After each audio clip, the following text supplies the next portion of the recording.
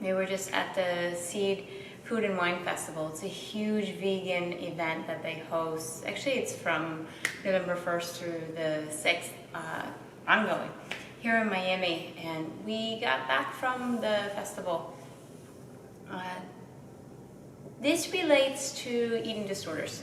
And even when you think everything's cured and you're normal and healed, or however you want to phrase it, it's always a piece of you that lives within, and there's something that can trigger you and come off, and it's to be really strong in your core to know the why, where you're going, and you're a proof of, I guess you could call it a bounce back rate, and how fast you react to your own thoughts. One of the booths that were there at the festival was measuring your body composition, and my husband hopped on and he did his, and then I did one after. There was no one in line. It measures every part of your body, analyzes where you compensate more muscle, where you have your weight, height, everything involved. But it also shows your body fat percentage along with your BMI. I've never been a huge believer in BMI that it's 100% accurate, because I think our body structures are different, that you can't always measure to a height and a number, that it goes beyond that. But the body fat percentage struck me as something that I wasn't expecting to hear, and it was higher than I had thought. When I was in the thick of an eating disorder, I didn't focus too much on the body fat percentage. For me, it was more about calories and weight, and I didn't put much emphasis on the body fat itself. Of course, I avoided every single food that I could that had fat in it, because in my mind at the time, fat was bad, less calories better, even if it contained a lot of harmful ingredients, which I didn't really know at the time. I wasn't aware that Diet Coke and Equal I was using at the time was pretty toxic. And today it just struck me a little bit when I heard the number, and it said 20% body fat. I know I'm pretty lean, and I know I'm pretty skinny, and I know that I'm eating for what I need to be nourished, and I don't want to get too much into numbers. But something still hit me from within, because it was a number that was higher than I expected.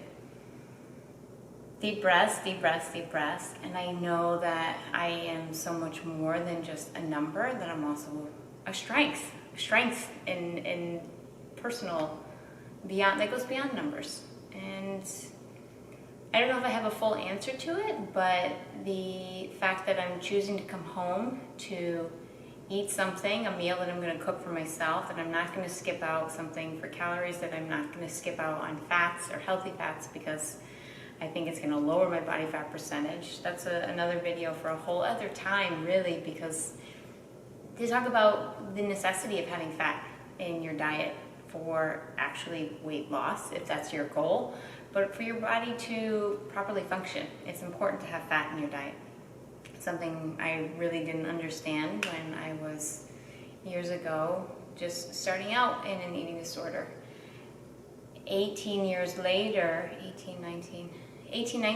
later, how something like today can still trigger something off from within me, that these are things that constantly come up. So my hope of this video is to share, if you are someone who is struggling with an eating issue, whether it's obesity, if it is anorexia, if it is bulimia, if it is body dysmorphia, orthorexia, these are all forms of eating disorders. Know that one little setback, one little kickoff, it doesn't mean that you're still broken, that you're not healed. It's a reminder sometimes of how far you have come in your process of healing. It's a reminder that these are things that we deal with day in and day out as human beings, right? But as a reminder, a kind reminder to ourselves of why we've taken a different path to heal, to choose something of a healthier option. It's easy to get caught up back in the numbers game. It's harder to choose to keep moving forward on a journey of health.